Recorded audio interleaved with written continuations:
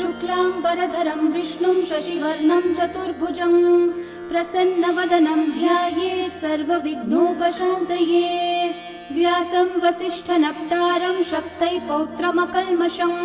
पराशरात्मजं वन्दे सुखतातं तपोनिधिं। व्यासाय विष्णुरूपाय व्यासरूपाय विष्णवे नमो वै ब्रह्मनिधये वासिष्ठाय नमो नमः।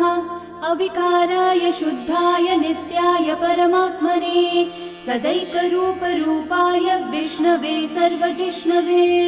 यस्य स्मरणमात्रेण जन्म संसारबन्धनात् विमुच्यते नमस्तस्मै विष्णवे प्रभविष्णवे। ॐ नमो विष्णवे प्रभविष्णवे। श्रीवैशम्पायन उवाच श्रुत्वा धर्मान् शेषेण पावनानि च सर्वशः युधिष्ठिरः शान्तनवं पुनरेवाभ्यभाषत। युधिष्ठिर उवाच किमेकं दैवतं लोके किं वाप्येकं परायणं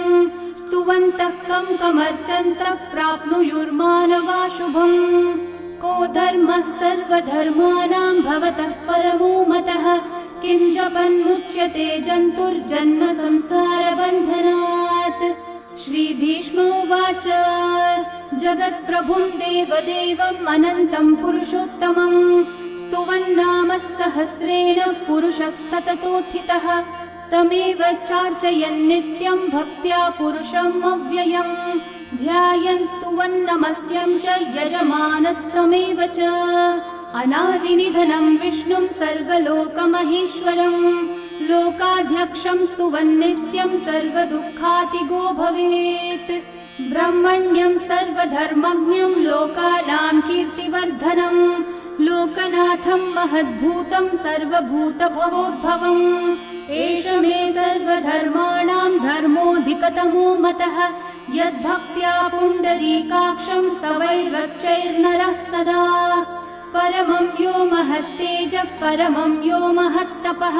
परमं यो महद्ब्रह्म परमं यः परायणं। पवित्राणां पवित्रं यो मङ्गलानां च मङ्गलं देवतं देवतानां च भूतानां यो व्ययः पिता। यतः सर्वाणि भूतानि भवन्त्यादियुगागमे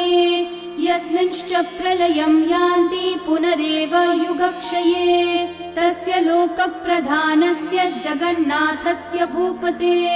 विष्णोर्नाम सहस्रं मे शृणु पापभयापहम्। यानि नामानि गौणानि विख्यातानि महात्मनः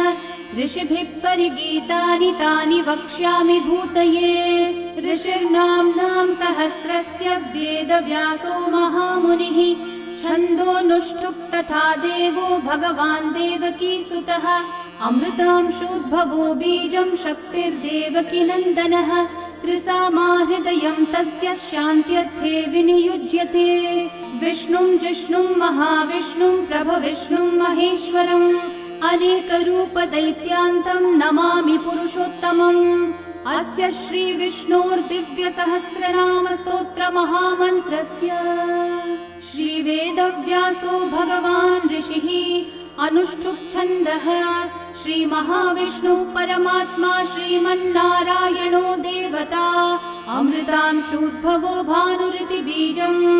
देवकीनन्दनसृष्टेति शक्तिः।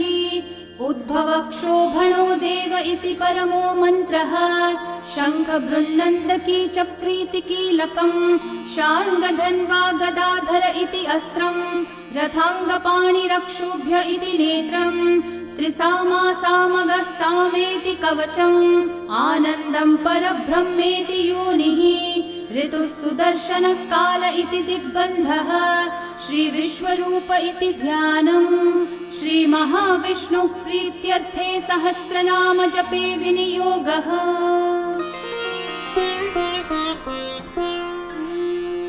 ध्यानम् क्षीरोधन्वत्प्रदेशे शुचिमणिविलसत्सैकते मौक्तिकानां माला क्लृप्तासनस्थस्फटिकमणिनिभैर्मौक्तिकैर्मण्डिताङ्गः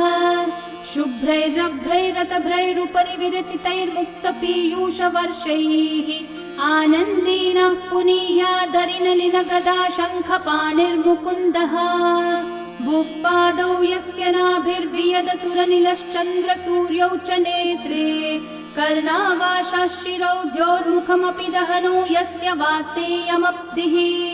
अन्तस्थं यस्य विश्वं सुरनरखगो भोगि गन्धर्वदैत्यैः चित्रं रम्यते तं त्रिभुवनविपुषं विष्णुमीशं नमामि। ॐ नमो भगवते वासुदेवाय। शान्ताकारं भुजगशयनं पद्मनाभं सुरेशं विश्वाधारं गगनसदृशं मेघवर्णं शुभाङ्गं लक्ष्मीकान्तं कमलनयनं योगिहृद्ध्यानगम्यं वन्दे विष्णुं भवभयहरं सर्वलोकैकनाथं मेघश्यामं पीतकौशेयवासं श्रीवत्साङ्कं कौस्तुभोद्भासिताङ्गं पुण्योपेतं पुण्डरीकायताक्षं विष्णुं वन्दे सर्वलोकैकनाथं नमः समस्तभूतानामादिभूताय भूभृते अनेकरूपरूपाय विष्णवे प्रभविष्णवे सशङ्खचक्रं सकिरीटकुण्डलं सपीतवस्त्रं सरसीरुहेक्षणं सहारवक्षस्थलशोभिकौस्तुभं नमामि विष्णुं शिरसा चतुर्भुजं छायायां पारिजातस्य हेमसिंहासनोपरि आसीनमं बुधश्याममायताक्षम् अलङ्कृतं चन्द्राननं चतुर्बाहुं श्रीवत्साङ्कितवक्षसं रुक्मिणी सत्यभामाभ्यां सहितं कृष्णमाश्रये। ॐ विश्वं विष्णुर्वषट्कारो भूतभव्यभवत्प्रभुः भूतकृद्भूतभृद्भावो भूतात्मा भूतभावनः भूतात्मा परमात्मा च मुक्तानां परमा गतिः अव्ययः पुरुषः साक्षी क्षेत्रज्ञोऽक्षर एव च योगो योगविदां नेता प्रधानः पुरुषेश्वरः नारसिंहः वपुः श्रीमान् केशवः पुरुषोत्तमः सर्वः शर्वः शिवस्थाणोर्भूतादिर्निधिरव्ययः सम्भवो भावनो भर्ता प्रभवः प्रभुरीश्वरः स्वयंभू शम्भुरादित्यः पुष्कराक्षो महास्वनः अनादिनिधनो धाता विधाता धातुरुत्तमः अप्रमेयो ऋषिकेशः पद्मनाभोऽमरः प्रभुः विश्वकर्मा मनुस्त्वष्टा स्थविष्ठस्थविरो ध्रुवः अग्राह्यः शाश्वतः कृष्णो लोहिताक्षः प्रतर्दनः प्रभुतस्त्रिककुब्धाम पवित्रं मङ्गलं परम् ईशानः प्राणदः प्राणो ज्येष्ठः श्रेष्ठः प्रजापतिः हिरण्यगर्भो भूगर्भो माधवो मधुसूदनः ईश्वरो विक्रमी धन्वी मेधावी विक्रमक्रमः अनुत्तमो दुराधर्षः कृतज्ञः कृतिरात्मवान् सुरेशः शरणं शर्म विश्वरेतः प्रजाभवः अहः संवत्सरो व्याळः प्रत्ययः सर्वदर्शनः अजः सर्वेश्वरः सिद्धिः सिद्धि सर्वादिरच्युतः वृषा कपिरमेयात्मा सर्वयोगविनिःसृतः वसुर्वसुमना सत्यः समात्मा संमितः समः अमोघः पुण्डरीकाक्षो वृषकर्मा वृषाकृतिः रुद्रो बहुशिरा बभ्रुर्विश्वयोनिःशुचिश्रवाः अमृतः शाश्वतस्थाणोर्वरारोहो महातपाः सर्वगः सर्वविद्भानुः विश्वक्सेनो जनार्दनः वेदो वेदविदव्यङ्गो वेदाङ्गो वेदवित्कविः लोकाध्यक्षः सुराध्यक्षो धर्माध्यक्षः कृताकृतः चतुरात्मा चतुर्व्यूहश्चतुर्दंष्ट्रश्चतुर्भुजः भ्राजिष्णुर्भोजनं भोक्ता सहिष्णुर्जगदादिजः अनघो विजयो जेता विश्वयोनिः पुनर्वसुः उपेन्द्रो वामनः प्रांशुरमोघः शुचिरूर्चितः अतीन्द्रः सङ्ग्रहः सर्गो धृतात्मा नियमो यमः वेद्यो वैद्यः सदा योगी वीरः माधवो मधुः अतीन्द्रियो महामायो महोत्साहो महाबलः महाबुद्धिर्महावीर्यो महाशक्तिर्महाद्युतिः अनिर्देश्य वपुः श्रीमान् अमेयात्मा महाधृतक् महेश्वासो महीभर्ता श्रीनिवासः सतां गतिः अनिरुद्धः सुरानन्दो गोविन्दो गोविदाम्पतिः मरीचिर्दमनोहंसः सुपर्णो भुजगोत्तमः हिरण्यनाभः सुतपः पद्मनाभः प्रजापतिः अमृत्युः सर्वदृक्सिंहः सन्धाता सन्धिमान् स्थिरः अजो दुर्मशनः शास्ता विश्रुतात्मा सुरारिः गुरुर्गुरुतमो धामः सत्यः सत्यः पराक्रमः निमिषो निमिषस्रग्विवाचस्पतिरुदारधीः अग्रणीर्ग्रामणी श्रीमान् न्यायो नेता समीरणः सहस्रमूर्धा विश्वात्मा सहस्राक्षः सहस्रपात्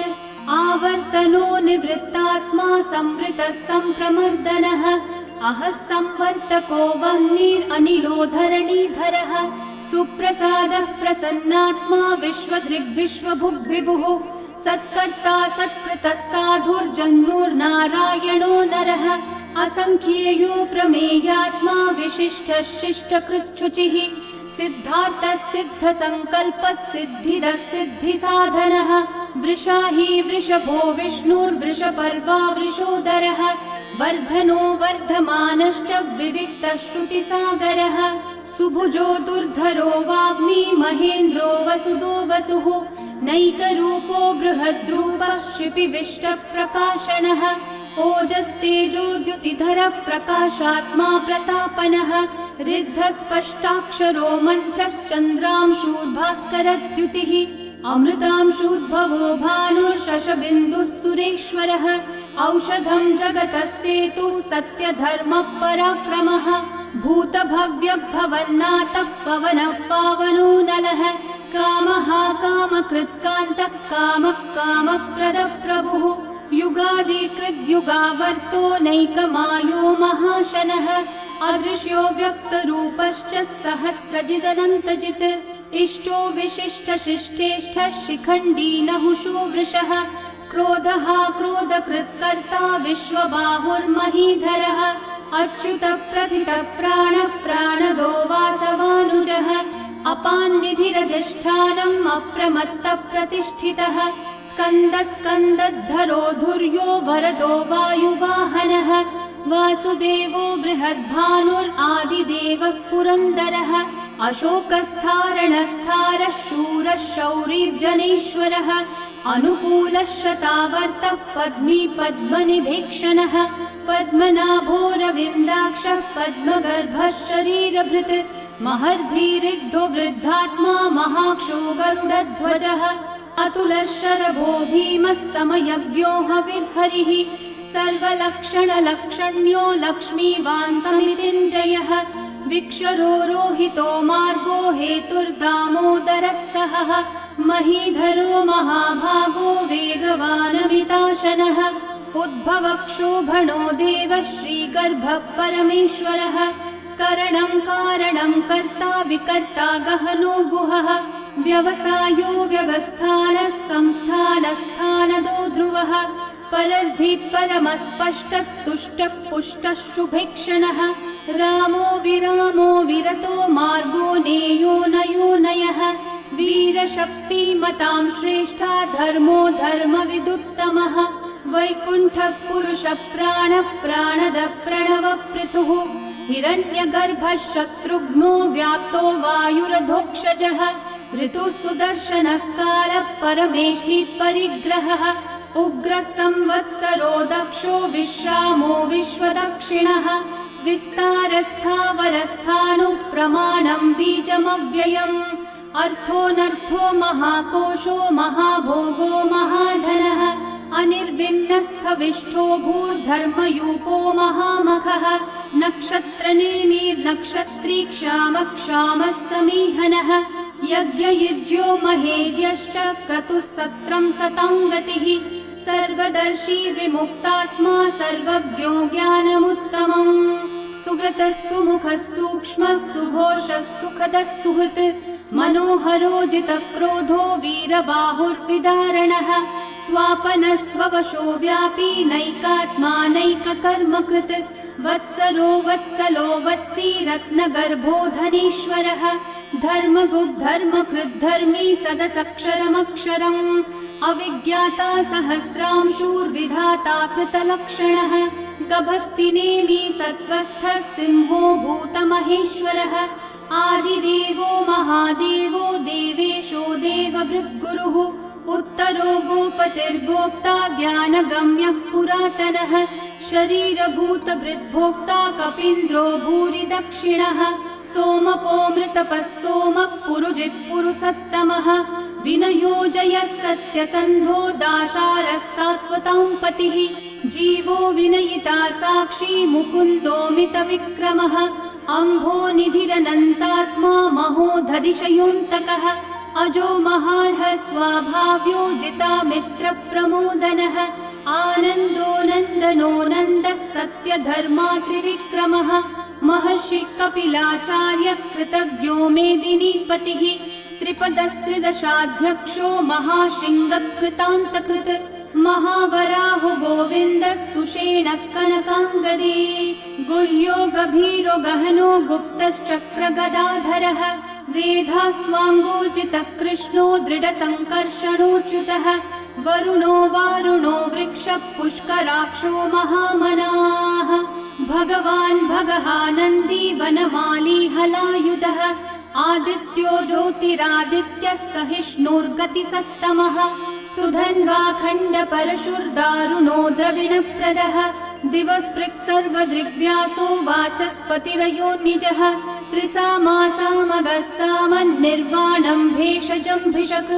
सन्न्यासकृच्छमः शान्तो निष्ठा शान्तिपरायणम् शुभाङ्गः शान्तिदसृष्टा कुमुदः कुवलेशयः गोहितो गोपतिर्गोप्ता वृषभाक्षो वृषप्रियः अनिवर्ती निवृत्तात्मा संक्षेप्ताक्षेमकृच्छिवः श्रीवत्सवक्षा श्रीवासः श्रीपति श्रीमतांवरः श्रीधः श्रीशः श्रीनिवासः श्रीनिधिः श्रीविभावनः श्रीधरः श्रीकरः श्रेयः श्रीमान् लोकत्रयाश्रयः स्वक्षस्वङ्गः शतानन्दो नन्दिर्ज्योतिर्गणेश्वरः विजितात्मा विधेयात्मा सत्कीर्तिश्चिन्न संशयः उदीर्णः सर्वतश्चक्षुरनीशः शाश्वतस्थिरः भूषयो भूषणो भूतिर्विशोकः शोकनाशनः अर्चिष्मान् अर्चितः कुम्भो विशुद्धात्मा विशोधनः अनिरुद्धो प्रतिरथः प्रद्युम्नोमितविक्रमः कालनेमी निहावीरः शौरी शूरजनेश्वरः त्रिलोकात्मा त्रिलोकेशः केशवः केशिहा हरिः कामदेवः कामपालः कामिकान्तः कृतागमः अनिर्देश्य वपुर्विष्णु वीरोऽनन्तो धनञ्जयः ब्रह्मण्यो ब्रह्मकृद् ब्रह्मा ब्रह्म ब्रह्मविवर्धनः ब्रह्मविद् ब्राह्मणो ब्रह्मी ब्रह्मज्ञो ब्राह्मणप्रियः महाकर्मो महाकर्मा महातेजा महोरगः महाक्रतुर्महायज्वा महायज्ञो महाहविः स्तव्यस्तव प्रियस्तोत्रं स्तुतिस्तोतारणप्रियः पूर्णपूरयिता पुण्यकीर्तिरणामयः मनोजवस्तीर्थकरो वसुरेता वसुप्रदः वसुप्रदो वासुदेवो वसुर्वसुमनाहविः सद्गति सत्कृति सत्ता सद्भूति सत्परायणः शूरसेनो यदुश्रेष्ठः सन्निवासः सुयामुनः भूता वासो वासुदेवः सर्वासु निलयो नलः दर्पः दर्पदो दृप्तो दुर्धरोऽथा पराजितः विश्वमूर्तिर्महामूर्तिर्दीप्तमूर्तिरमूर्तिमान् अनेकमूर्तिरव्यक्तः शतमूर्तिशताननः एकोनैकः स वक्कः किं यतत्पदमनुत्तमम् लोकबन्धुर्लोकनाथो माधवो भक्तवत्सलः सुवर्णवर्णो हेमाङ्गो वराङ्गश्चन्दनाङ्गदे वीरः विषमः शून्यो घृताशीरशलश्चलः अमानी मानदो मान्यो लोकस्वामी त्रिलोकधृक् सुमेधा मेधजो धन्यः सत्यमेधाधराधरः तेजो वृषो द्युतिधरः सर्वशस्त्रभृताम्बरः प्रग्रहो निग्रहो व्यग्रो नैकः शृङ्गो गदाग्रजः चतुर्मूर्तिश्चतुर्बाहुश्चतुर्व्यूहश्चतुर्गतिः चतुरात्मा चतुर्भावश्चतुर्वेदविदेकपात् समावर्तो निर्वृत्तात्मा दुर्जयो दुरतिक्रमः दुर्लभो दुर्गमो दुर्गो दुरावासो दुरारिहा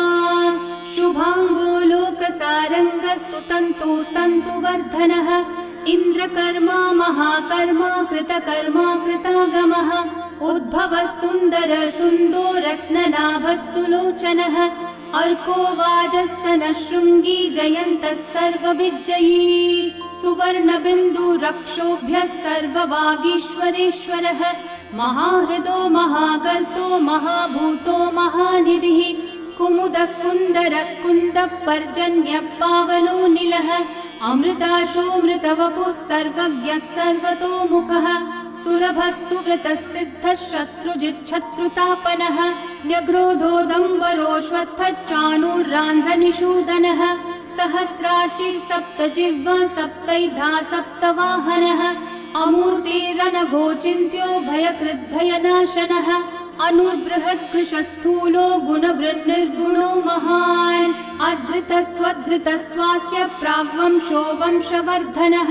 भारभृत्कथितो योगी योगीशः सर्वकामदः आश्रमश्रमणश्रामः सुपर्णो वायुवाहनः धनुर्धरो धनुर्वेदो दण्डो दमयिता दमः अपराजितः सर्वसहो नियन्ता नियमो यमः सत्त्ववान् सात्विकः सत्यः सत्यधर्मपरायणः अभिप्रायप्रियार्होर्हः प्रियकृत्कृतिवर्धनः विहाय स गतिर्ज्योतिः सुरचिर्हुतभुक् विभुः रविर्विरोचनः सूर्यः सविता रविलोचनः अनन्तो हुतभुग्भोक्ता सुखदो नैकजोऽग्रजः अनिर्विण्णः सदा मर्षि लोकाधिष्ठानमद्भुतः सनात् सनातनतमः कपिलः कपिरव्ययः स्वस्तिदः स्वस्तिकृत् स्वस्ति स्वस्ति भुक् स्वस्ति दक्षिणः अरौद्रः कुण्डली चक्री विक्रम यूर्जितशासनः शब्दातिगः शब्दसः शिशिरः शर्वरीकरः अक्रूरः पेशलो दक्षो दक्षिणः क्षमिनाम्बरः विद्वत्तमो वीतभयः पुण्यश्रवणकीर्तनः उत्तारणो दुष्कृतिः पुण्यो दुःस्वप्ननाशनः वीरः रक्षणः सन्तो जीवनः पर्यवस्थितः अनन्तरूपोऽनन्तश्रीर्जितमन्युर्भयापहः चतुर्रश्रो गभीरात्मा विदिशो व्यादिशो दिशः अनादिर्भूर्भुवो लक्ष्मी सुवीरो रुचिराङ्गदः जननो जनजन्मादि भीमो भीमपराक्रमः आधारनिलयो धाता पुष्पहासः प्रजागरः ऊर्ध्वगः सत्पथाचारः प्राणदः प्रणवप्पणः प्रमाणं प्राणनिलयं प्राणभृत् प्राणजीवनः तत्त्वं तत्त्वविदेकात्मा जन्म मृत्युजरातिगः भूर्भुवः स्वस्तरुस्तारः सविता प्रपितामहः यज्ञो यज्ञपतिर्यज्वा यज्ञाङ्गो यज्ञवाहनः यज्ञभृद्यज्ञकृद्यज्ञी यज्ञभुग्यज्ञसाधनः यज्ञातकृद्यज्ञगुह्यामन्नमन्नादयेव च आत्मयोनिः स्वयं जातो वैखानः सामगायनः देवकीनन्दनः सृष्टा शितीशः पापनाशनः शङ्खबृन्नन्दकी चक्री शार्ङ्गधन्वा गदाधरः रथाङ्गपाणिरक्षोभ्यः सर्वप्रहरणायुधः सर्वप्रहरणायुध ॐ नम इति वनमाली गदी शार्ङ्गी शङ्खी चक्री च नन्दकी श्रीमान्नारायणो विष्णुर्वासुदेवोऽभिरक्षतु वनमाली गदी शार्ङ्गी शङ्खी चक्री च नन्दकी श्रीमान्नारायणो विष्णुर्वासुदेवोऽभिरक्षतु वनमाली गदी शार्ङ्गी शङ्खी चक्री च नन्दकी श्रीमान्नारायणो विष्णुर्वासुदेवोऽभिरक्षतु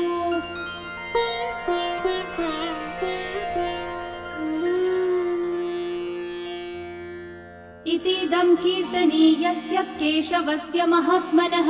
नाम्नां सहस्रं दिव्यानाम् अशेषेण प्रकीर्तितम्